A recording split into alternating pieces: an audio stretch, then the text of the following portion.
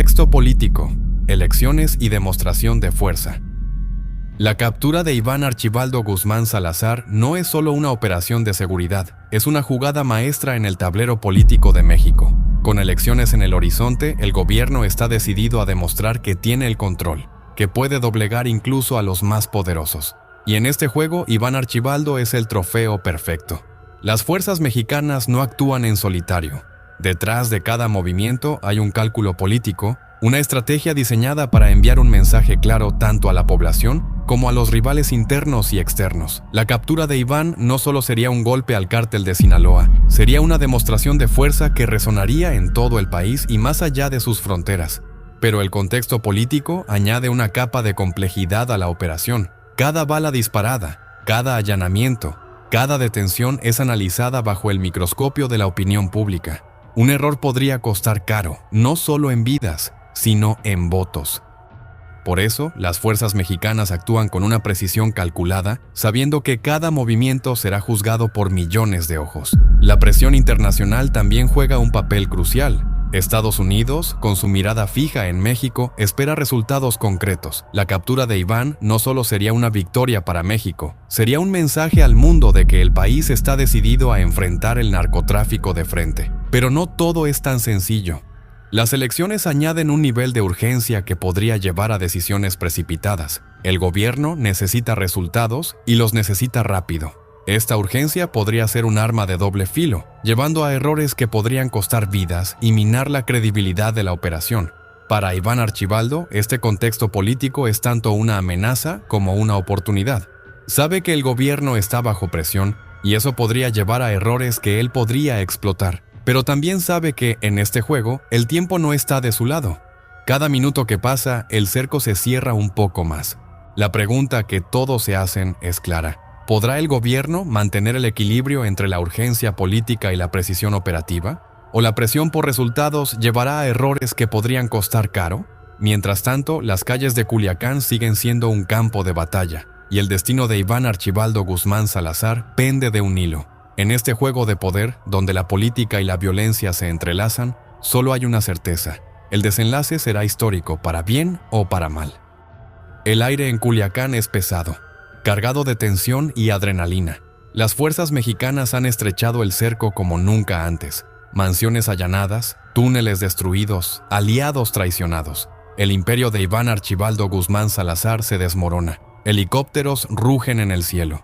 Drones escanean cada metro y los militares avanzan con una ferocidad implacable. Iván, acorralado, sabe que esta vez podría ser el final. Sus rutas de escape están bloqueadas, sus escondites descubiertos, sus aliados tentados por la traición. Pero él no es un hombre que se rinda sin luchar. La pregunta que resuena en cada rincón de la ciudad es clara. ¿Logrará escapar una vez más o esta vez caerá? El desenlace está cerca. Las calles de Culiacán, testigos de décadas de violencia, podrían presenciar el fin de una era. Y cuando el polvo se asiente, nada volverá a ser igual. La estrategia de las fuerzas mexicanas. Esta no es una operación más, es una guerra calculada al milímetro, donde cada movimiento está diseñado para cercar, acorralar y aniquilar cualquier posibilidad de escape. Omar García Harfuch, al frente de la estrategia, ha tejido una red de inteligencia y fuerza que no deja espacio para la improvisación. Las fuerzas mexicanas no están jugando, están cazando, y su presa es el hombre más escurridizo de México, Iván Archibaldo Guzmán Salazar. La tecnología es el arma secreta. Drones surcan los cielos de Culiacán, sus cámaras térmicas escudriñan cada rincón, cada sombra, cada movimiento sospechoso. Los satélites trazan patrones, mapean rutas y predicen los próximos pasos del objetivo. No hay lugar para el error. Cada dato, cada imagen, cada señal es analizada con una precisión que raya en lo obsesivo. Las fuerzas federales no solo buscan a Iván, lo estudian, lo descifran, lo anticipan. Pero la tecnología no lo es todo. En las calles, los convoyes blindados avanzan con una ferocidad que intimida. Los militares, armados hasta los dientes, no piden permiso. Derriban puertas, irrumpen en propiedades, desmantelan escondites con una violencia controlada. Cada allanamiento es una declaración de guerra, un recordatorio de que el Estado ha decidido recuperar su territorio a cualquier costo. Las rutas de escape, antes infalibles, están siendo bloqueadas una a una. Puntos de control militar se extienden como una telaraña alrededor de Culiacán, cerrando cualquier vía de fuga. Los túneles, otrora símbolos de la ingeniería narco, son descubiertos y destruidos con explosivos que retumban como truenos bajo la tierra. La inteligencia humana también juega un papel crucial. Los informantes, tentados por recompensas millonarias y la promesa de protección, han comenzado a filtrar información clave. Cada detalle, por pequeño que sea, es una pieza más en el rompecabezas que las autoridades están armando con paciencia de relojero. Pero lo más impresionante es la coordinación. La Sedena, la Marina, la Policía Federal y las agencias de inteligencia trabajan como una máquina perfectamente engrasada. No hay fisuras, no hay errores de comunicación. Cada unidad sabe su rol. Cada soldado entiende la misión.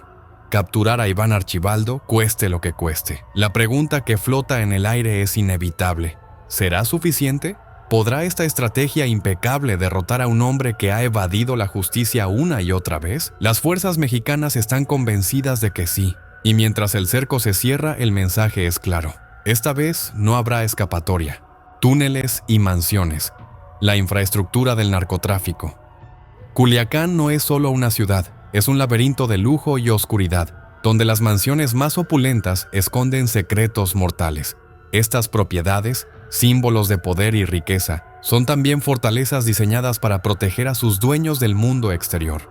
Pero hoy esas fortalezas están cayendo una a una, derribadas por la fuerza bruta de las autoridades. Las imágenes son impactantes: puertas de acero reducidas a astillas, ventanas blindadas destrozadas por explosivos, interiores lujosos saqueados en busca de pistas. Cada mansión allanada es un golpe directo al corazón del cártel. Los militares no solo buscan a Iván Archibaldo, buscan desmantelar su mundo pieza por pieza. Pero el verdadero tesoro no está en las habitaciones llenas de oro y obras de arte. Está bajo tierra. Los túneles, una red intrincada de pasadizos secretos, son la columna vertebral de la operación narco. Algunos son simples huecos en la tierra, otros obras de ingeniería que rivalizan con las construcciones más sofisticadas, sistemas de ventilación, rieles para transporte, cámaras ocultas, todo diseñado para mover personas, drogas y armas sin ser detectados. Hoy, esos túneles están siendo descubiertos y destruidos. Las explosiones resuenan bajo la ciudad, sacudiendo el suelo como si la tierra misma estuviera en guerra. Los militares avanzan con cautela, sabiendo que cada paso podría ser una trampa, pero no hay miedo en sus ojos, solo determinación. Cada túnel destruido es un golpe más al imperio de los Guzmán. Las mansiones, por su parte, son un reflejo de la dualidad del narco. Afuera, lujo y ostentación; adentro, habitaciones llenas de armas, montañas de dinero en efectivo y documentos que podrían desentrañar toda la red del cártel. Las autoridades saben que cada papel, cada disco duro, cada teléfono confiscado es una pieza clave en el rompecabezas. Pero no todo es tan sencillo. Iván Archibaldo no ha llegado hasta aquí por casualidad. Sus escondites están diseñados para confundir, para engañar, para hacer perder el tiempo a quienes lo persiguen. Falsas paredes, habitaciones secretas, pasillos que llevan a ninguna parte. Cada detalle está pensado para frustrar a sus enemigos. Sin embargo, esta vez, las fuerzas mexicanas están un paso adelante. La inteligencia, la tecnología y la fuerza bruta se combinan para desmantelar cada truco, cada trampa, cada ilusión. Las mansiones caen, los túneles son destruidos y el cerco se cierra cada vez más. La pregunta es inevitable: ¿cuánto más podrá resistir Iván Archibaldo? Sus fortalezas están siendo derribadas, sus rutas de escape cortadas, sus aliados tentados por la traición. El narcotráfico se construyó sobre la base de la impunidad, pero esa base se está resquebrajando, y cuando caiga no habrá vuelta atrás. La presión internacional. Estados Unidos en la mira. La cacería de Iván Archibaldo Guzmán Salazar no es solo un asunto mexicano, es un juego de ajedrez internacional donde cada movimiento tiene consecuencias globales. Estados Unidos, el gigante del norte, tiene los ojos clavados en Culiacán. Su interés no es casual. Iván Archibaldo no es solo un capo, es un eslabón clave en la cadena del narcotráfico que alimenta la adicción y la violencia en suelo estadounidense. La DEA, el FBI y otras agencias federales estadounidenses han estado trabajando en silencio, compartiendo inteligencia, recursos y tecnología con sus contrapartes mexicanas. Esta colaboración no es altruista, es una apuesta estratégica. Estados Unidos sabe que la captura de Iván Archibaldo sería un golpe devastador para el Cártel de Sinaloa, una organización que ha inundado las calles de su país con drogas y sangre. Pero la presión no se limita a la cooperación. Las recompensas millonarias ofrecidas por el gobierno estadounidense han creado un clima de desconfianza dentro del cártel. Millones de dólares están en juego, y ese dinero tiene el poder de comprar lealtades, romper códigos de silencio y convertir a aliados en traidores. En este mundo, donde el dinero lo es todo, incluso los más fieles pueden sucumbir a la tentación. La posible extradición de Iván Archibaldo es otro factor que añade tensión al operativo. Si es capturado, lo más probable es que sea enviado a Estados Unidos para enfrentar cargos que podrían mantenerlo tras las rejas de por vida. Para las autoridades mexicanas, esto es un arma de doble filo. Por un lado, sería una victoria simbólica en la lucha contra el narcotráfico. Por otro, podría generar críticas internas sobre la soberanía nacional y la capacidad de México para administrar su propia justicia. Pero Estados Unidos no está dispuesto a esperar. Su presencia se siente en cada rincón de este operativo. Desde los drones que sobrevuelan Culiacán hasta los agentes encubiertos que recopilan información en el terreno, la sombra del tío Sam es alargada y poderosa. Para Iván Archibaldo, esta presión internacional es una losa que pesa sobre sus hombros. Ya no se trata solo de evadir a las fuerzas mexicanas, es escapar de una maquinaria global que no descansará hasta verlo caer. Sus aliados lo saben, y eso los hace dudar. ¿Vale la pena arriesgar todo por un hombre que tiene al mundo entero en su contra? La respuesta a esa pregunta podría definir el desenlace de esta historia. Mientras tanto, el cerco se cierra, la presión aumenta y el tiempo se agota. Iván Archibaldo Guzmán Salazar no solo está luchando por su libertad, está luchando por su vida. Y en este juego no hay margen para el error. Traiciones y lealtades rotas. En el mundo del narcotráfico, la lealtad es un bien tan valioso como efímero. Y en estos momentos, ese bien escasea más que nunca. Iván Archibaldo Guzmán Salazar, acostumbrado a mandar con puño de hierro, está viendo cómo su red de aliados se desmorona bajo la presión implacable de las autoridades y las tentaciones de la traición. Los rumores de filtraciones internas corren como pólvora en Culiacán. Se dice que algunos de los hombres más cercanos a Iván han comenzado a negociar con las autoridades, intercambiando información por dinero, protección o simplemente la promesa de salvar sus propias pieles. En este juego sucio, donde la supervivencia es la única ley, nadie está a salvo de ser vendido. La relación entre Iván Archibaldo y Ismael El Mayo Zambada, otro de los líderes históricos del cártel de Sinaloa, está en su punto más tenso. Los rumores de que Iván podría haber negociado con Estados Unidos en contra de El Mayo han sembrado la desconfianza en las filas del cártel. En este mundo, donde un susurro puede convertirse en una sentencia de muerte, la paranoia es tan letal como las balas. Las fuerzas mexicanas lo saben y están explotando estas divisiones con precisión quirúrgica. Los operativos no solo buscan capturar a Iván, buscan desestabilizar toda la estructura del cártel, sembrando el caos desde dentro. Cada allanamiento, cada detención, cada filtración de información es un golpe más a la ya frágil moral de los narcos. Pero la traición no es un acto sin consecuencias. En el mundo del narco, los traidores suelen terminar peor que los capturados. Las ejecuciones sumarias, los mensajes escritos con sangre y los cuerpos colgados en puentes son recordatorios brutales de lo que les espera a quienes rompen el código de silencio. Sin embargo, incluso ese miedo parece estar perdiendo fuerza ante la presión implacable de las autoridades. Para Iván Archibaldo, esta situación es una pesadilla que se vuelve más real con cada minuto que pasa. Sus aliados de confianza están siendo eliminados o tentados por la traición. Sus rutas de escape, antes seguras, ahora están plagadas de incertidumbre. Y lo peor de todo es que no puede confiar en nadie, ni siquiera en aquellos que han jurado lealtad hasta la muerte. La pregunta que todos se hacen es clara. ¿Quién será el próximo en traicionarlo? ¿Un guardaespaldas? ¿Un familiar? ¿Un socio de toda la vida? En este juego de sombras, donde la lealtad tiene un precio y la traición es una moneda corriente, Iván Archibaldo está más solo que nunca. Y en esa soledad radica su mayor debilidad. Las fuerzas mexicanas lo saben y están dispuestas a explotarla hasta el último segundo. Porque en esta guerra no solo se trata de capturar a un hombre, se trata de destruir todo un imperio, ladrillo por ladrillo. Y las traiciones son el martillo que está derribando los muros. El control territorial, Sinaloa en disputa. Sinaloa, tierra de contrastes, donde la belleza natural esconde un infierno de violencia y poder. Durante años, esta región ha sido el feudo indiscutible de los Guzmán, un territorio donde el cártel de Sinaloa gobernaba con impunidad. Pero hoy ese control está siendo desafiado con una ferocidad nunca antes vista. Las fuerzas mexicanas no solo buscan capturar a Iván Archibaldo, buscan arrebatarle su reino. Los operativos recientes han golpeado puntos clave que antes eran considerados intocables: bodegas llenas de drogas, laboratorios clandestinos, campos de entrenamiento para sicarios. Todo está siendo desmantelado con una precisión brutal. Las fuerzas federales actúan como una apisonadora, destruyendo todo a su paso y enviando un mensaje claro: el Estado está recuperando su territorio. Pero no es solo una cuestión de fuerza bruta. La estrategia incluye cortar las rutas de suministro, interceptar comunicaciones y bloquear los flujos de dinero que mantienen vivo al cártel. Cada camión detenido, cada teléfono intervenido, cada cuenta bancaria congelada es un golpe más a la estructura financiera de la organización.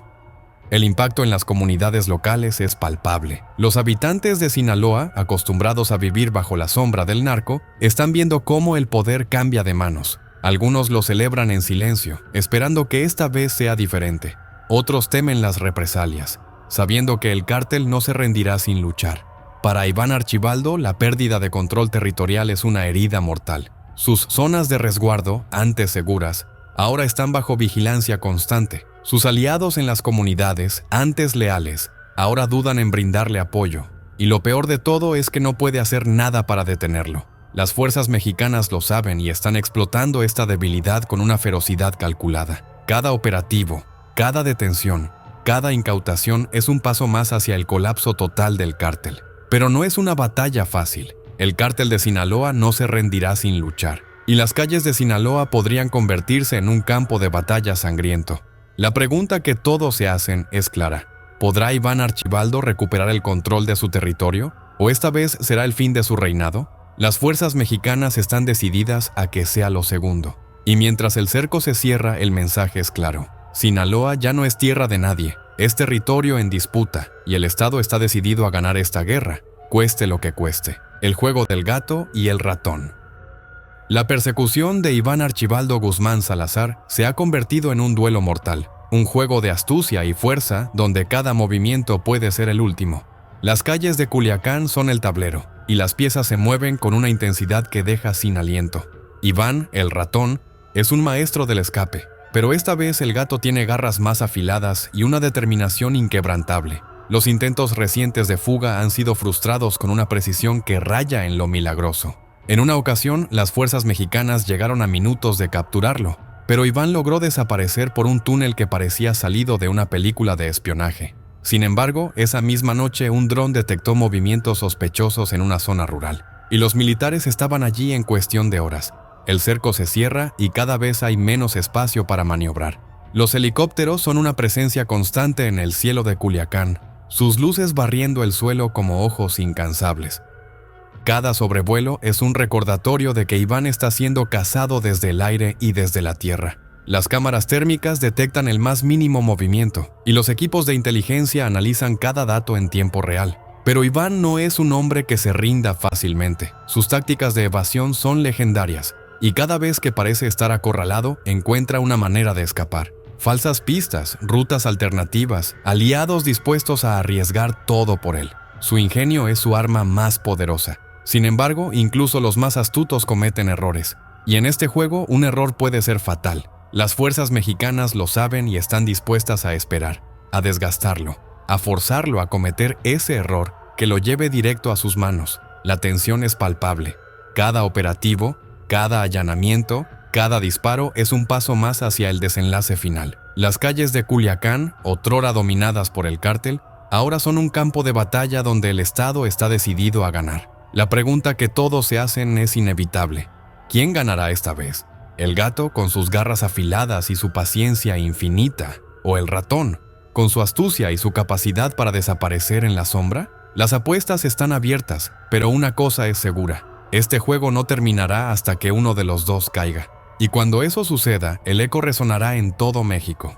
El objetivo: Iván Archibaldo Guzmán Salazar no es un hombre cualquiera, es un fantasma, un mito, un objetivo que ha eludido una y otra vez el peso de la justicia. hijo del legendario Chapo Guzmán, su nombre resuena con una mezcla de temor y respeto en los rincones más oscuros de Sinaloa. Pero hoy ese nombre es sinónimo de guerra. Las fuerzas mexicanas lo tienen en la mira y esta vez no hay lugar para la escapatoria. Su estilo de vida es una bomba de tiempo. Mansiones que parecen palacios, autos de lujo que brillan bajo el sol, fiestas que desafían la imaginación. Iván Archibaldo no se esconde en la sombra. Vive en el ojo del huracán, desafiando a cualquiera que intente detenerlo. Pero esa misma ostentación es su talón de Aquiles. Cada lujo, cada exceso, es una pista que las autoridades han seguido con paciencia de depredador. Los intentos fallidos de captura son una mancha en el historial de las fuerzas federales. En una ocasión logró escapar por un túnel justo cuando los militares irrumpían en su escondite. En otra desapareció entre la multitud como un mago que juega con la realidad. Pero esta vez las reglas han cambiado. La tecnología, la inteligencia y la presión internacional han creado una tormenta perfecta.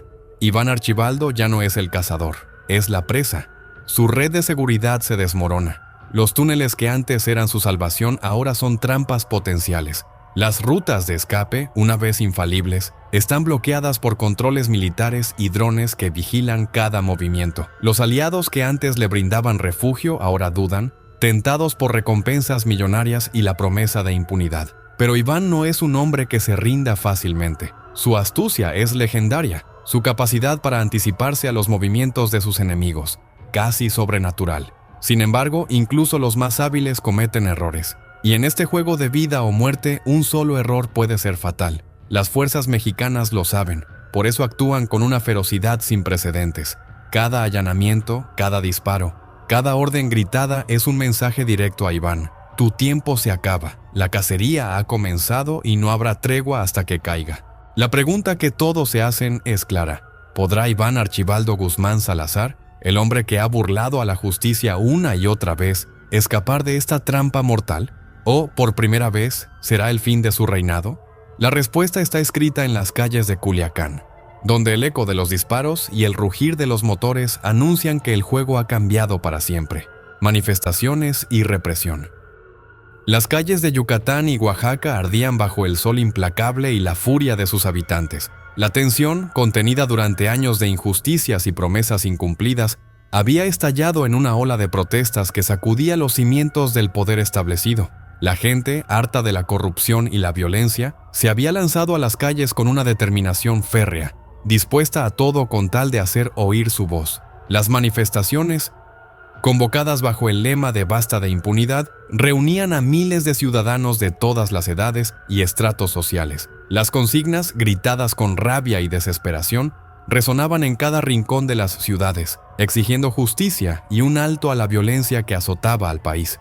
Los rostros, marcados por el cansancio y la indignación, reflejaban la lucha diaria por la supervivencia en un entorno hostil y despiadado.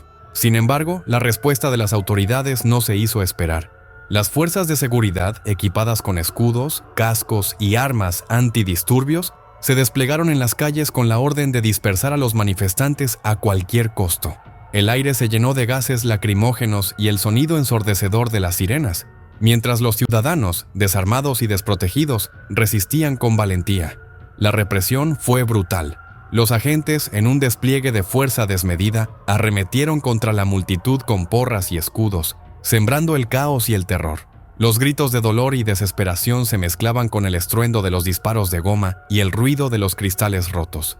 La sangre, derramada en las calles, era el testimonio silencioso de una lucha desigual y cruel. La resistencia se organizó en barricadas improvisadas, mientras los más jóvenes, con el rostro cubierto por pañuelos, enfrentaban a las fuerzas de seguridad con piedras y cócteles Molotov.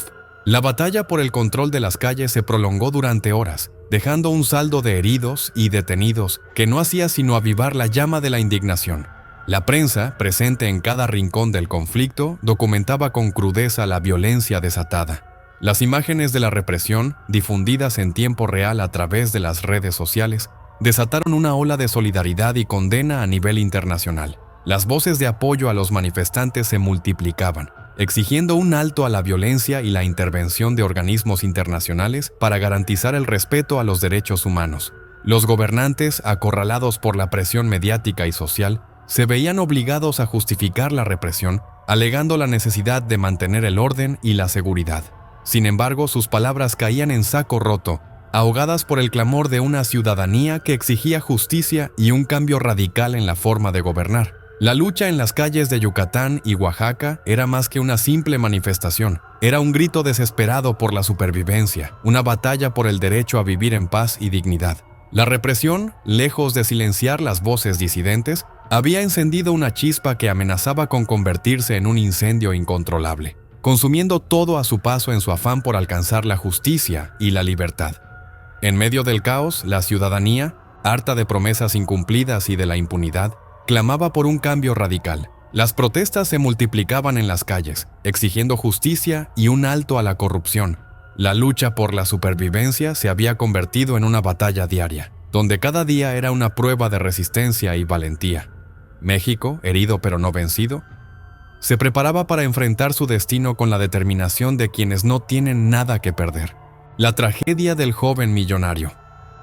En las entrañas de una ciudad donde el lujo y la miseria conviven en una danza macabra, la vida de un joven se apagó con la misma rapidez con la que su camioneta de lujo devoraba el asfalto. La noche, cómplice silenciosa de tantos crímenes, fue testigo de cómo el sueño de opulencia se desvanecía en un charco de sangre y metal retorcido. La víctima, un muchacho que apenas rozaba la mayoría de edad, había osado desafiar las leyes no escritas de un mundo donde el dinero y el poder se obtienen a punta de gatillo. La camioneta, una Lamborghini Urus valorada en millones, yacía abandonada en una calle desierta, su carrocería verde oscuro manchada con el rojo intenso de la vida truncada. Los neumáticos, aún calientes, delataban una huida desesperada que terminó en tragedia. El joven, conocido en los bajos fondos como El Changuito, había cometido el error fatal de creerse intocable. Su arrogancia, alimentada por el rugido del motor y el brillo del dinero fácil, lo había llevado a cruzar la línea invisible que separa la ambición de la temeridad. El cuerpo sin vida del Changuito fue encontrado en el asiento del conductor, su mano aún aferrada al volante en un último acto de rebeldía. Los disparos, certeros y letales, habían sido el veredicto de una justicia callejera que no conoce de clemencia ni de segundas oportunidades. La escena del crimen, un cuadro grotesco de violencia y exceso, era un mensaje claro para aquellos que osaran seguir sus pasos. En este juego no hay ganadores, solo supervivientes. La noticia de su muerte corrió como pólvora por las calles, sembrando el miedo y la incertidumbre entre los jóvenes que soñaban con alcanzar la cima del poder a cualquier costo. Las redes sociales, que antes exhibían con orgullo las fotos del Changuito posando junto a su flamante camioneta, ahora se llenaban de mensajes de condolencia y advertencia. ¿De qué sirve tenerlo todo si no puedes disfrutarlo? Zrenia, se preguntaban entre susurros mientras el eco de los disparos aún resonaba en sus mentes. La policía, impotente ante la magnitud del crimen, se limitaba a acordonar la zona y recoger los casquillos que narraban la historia de una ejecución planeada con precisión milimétrica. Los investigadores sabían que este no era un crimen aislado, sino parte de una guerra silenciosa que se libraba en las sombras de la ciudad. Los cárteles, en su lucha por el control del territorio, no dudaban en sacrificar a sus propios peones en una partida de ajedrez donde el rey siempre era intocable. Mientras tanto, en los barrios marginales, la vida seguía su curso con la misma brutal indiferencia.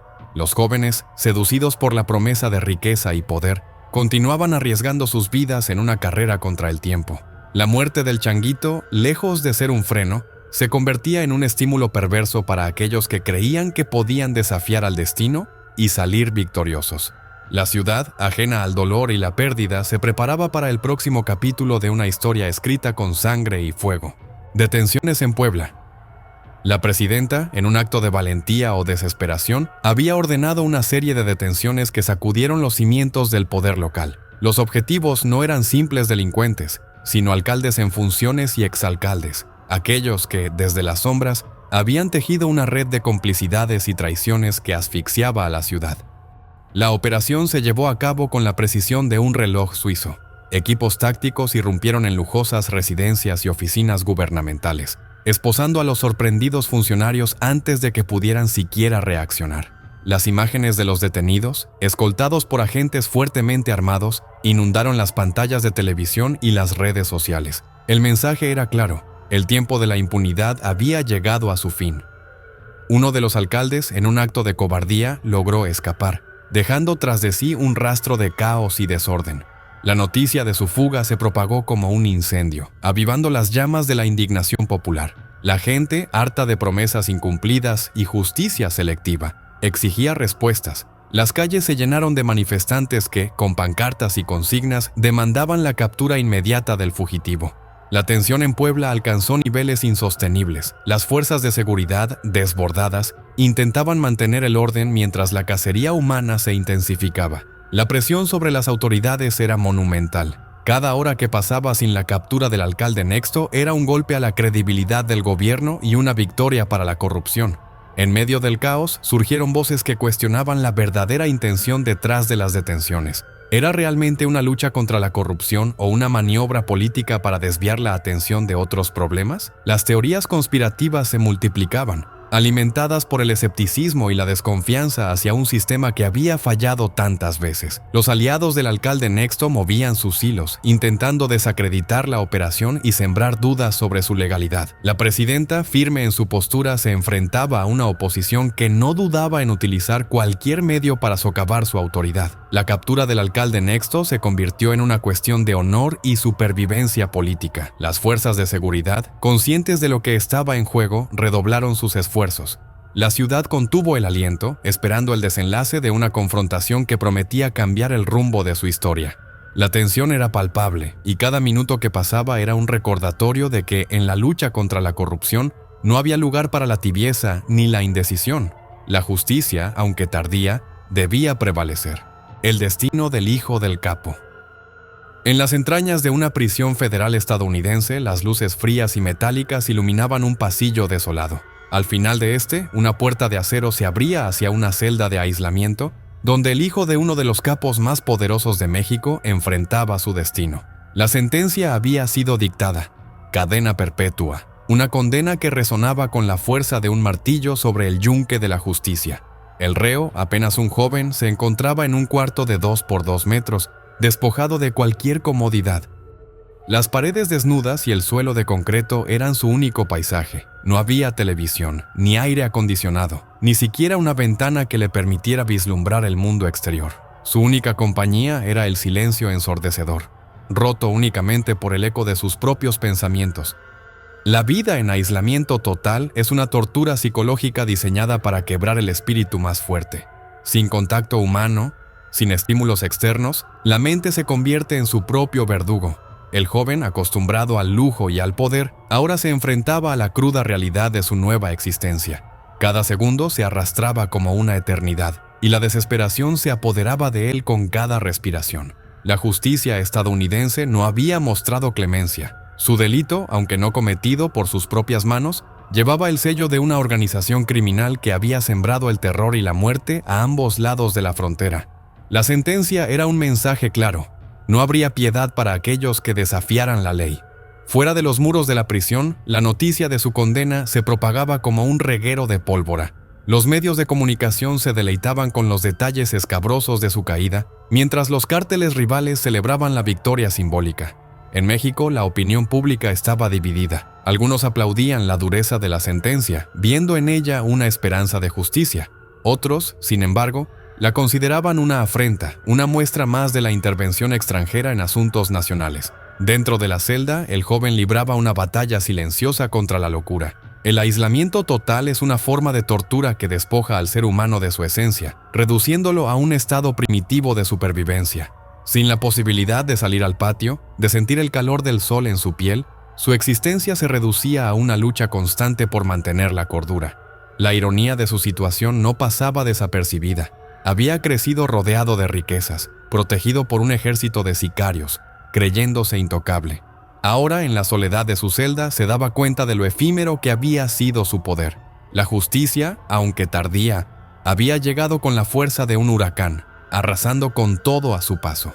La detención del hijo del capo era una victoria simbólica, pero la lucha estaba lejos de terminar.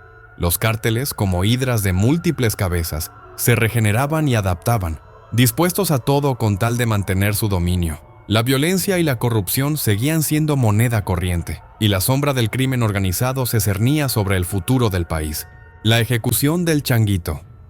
En el corazón de una ciudad donde la violencia y la traición son el pan de cada día, el eco de los disparos resonaba como un macabro himno de muerte. El Changuito, hijo del temido Chango Méndez, había sido ejecutado en una emboscada que dejaba claro el mensaje: en este juego no hay lugar para la piedad. La noticia de su muerte corrió como un reguero de pólvora, encendiendo la ira y el miedo en las calles. El Changuito, conocido por su arrogancia y su estilo de vida ostentoso, había sido un símbolo de poder y desafío. Su camioneta Lamborghini Urus, un trofeo de su ascenso en el mundo del crimen, yacía ahora abandonada, un monumento a la fugacidad del poder en un mundo donde la lealtad se compra con sangre. El cuerpo del Changuito fue encontrado en un callejón oscuro, su piel marcada por las balas y la traición. Los asesinos no habían dejado nada al azar. Cada disparo era una declaración de guerra, un mensaje claro para quienes osaran desafiar su autoridad. La escena del crimen, un cuadro grotesco de violencia y brutalidad, era un recordatorio de que, en este juego, la muerte es la única certeza. La tensión en la ciudad alcanzó niveles insostenibles. Los cárteles rivales, envalentonados por la caída del Changuito, se preparaban para una nueva ola de violencia. Las calles, antes dominadas por el miedo, ahora hervían de rabia y sed de venganza. Los leales al Chango Méndez juraban lealtad eterna, dispuestos a derramar hasta la última gota de sangre para vengar la muerte de su heredero. En medio del caos, las autoridades luchaban por mantener el control. La policía, desbordada y corrupta, se enfrentaba a una guerra que no podía ganar. Los agentes, atrapados entre el deber y la supervivencia, sabían que cada paso que daban podía ser el último.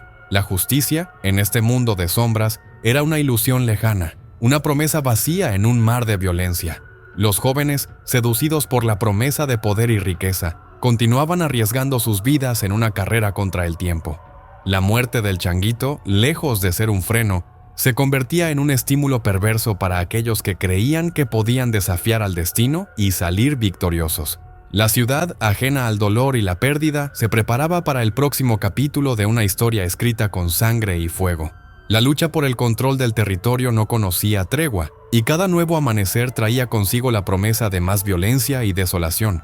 En este mundo de sombras, la única ley era la del más fuerte, y la única moneda, la sangre derramada en nombre del poder. La fosa de Teuchitlán. Una fosa clandestina, oculta en las afueras de Teuchitlán, reveló el horror que se escondía bajo la superficie de una tierra manchada de sangre y traición.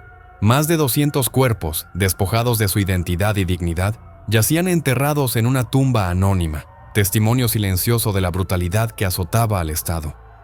La noticia del hallazgo se extendió como una plaga, desatando una ola de indignación y terror entre la población. Las autoridades, obligadas a actuar ante la magnitud del descubrimiento, se vieron desbordadas por la tarea titánica de identificar a las víctimas. Cada cuerpo exhumado era una acusación silenciosa, un grito desesperado que clamaba justicia desde las entrañas de la tierra. La fosa de Teuchitlán no era un simple cementerio clandestino, era un campo de exterminio, un monumento a la crueldad humana. Los cuerpos, muchos de ellos desmembrados y desfigurados, mostraban signos de tortura y mutilación.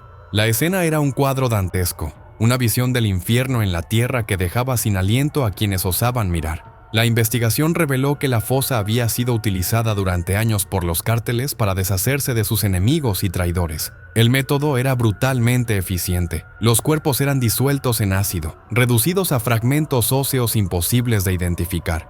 El pozolero, un siniestro personaje encargado de esta macabra tarea, se había convertido en una leyenda urbana, un espectro que acechaba en las sombras de la noche. La comunidad de Teuchitlán, devastada por el descubrimiento, exigía respuestas. Las familias de los desaparecidos, aferradas a la esperanza de encontrar a sus seres queridos, se enfrentaban a la cruel realidad de que sus hijos, hermanos y padres podrían estar entre los restos exhumados. La desesperación y la impotencia se apoderaron de las calles, mientras las autoridades luchaban por mantener el orden en medio del caos. El gobernador de Jalisco, acorralado por la presión mediática y social, se vio obligado a reconocer la magnitud del problema. Su discurso, lleno de promesas vacías y palabras huecas, no lograba calmar la furia de una población harta de la violencia y la impunidad.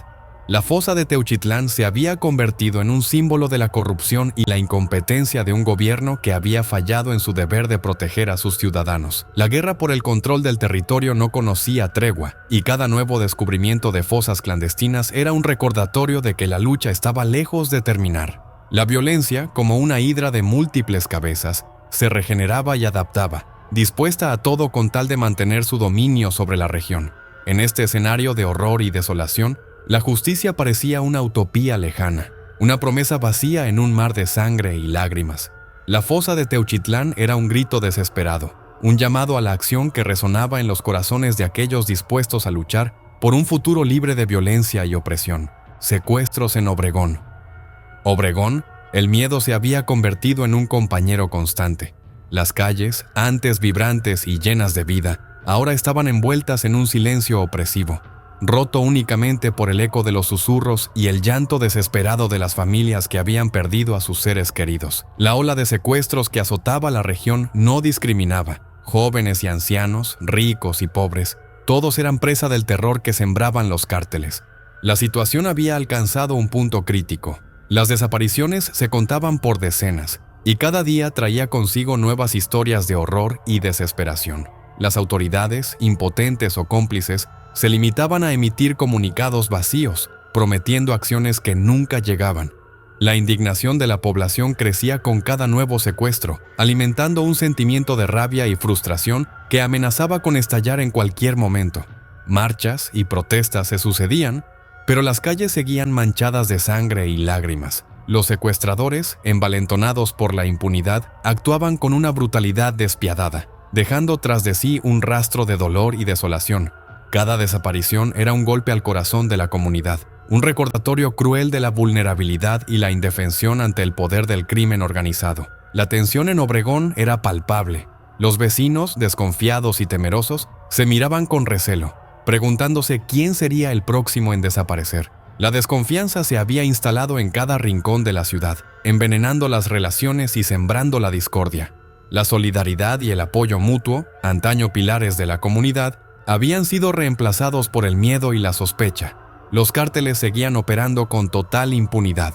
Sus tentáculos se extendían por toda la ciudad, controlando cada aspecto de la vida cotidiana. Los secuestros no eran solo una fuente de ingresos, sino también una forma de ejercer control y sembrar el terror. Cada víctima era un mensaje, una advertencia para aquellos que osaran desafiar su poder.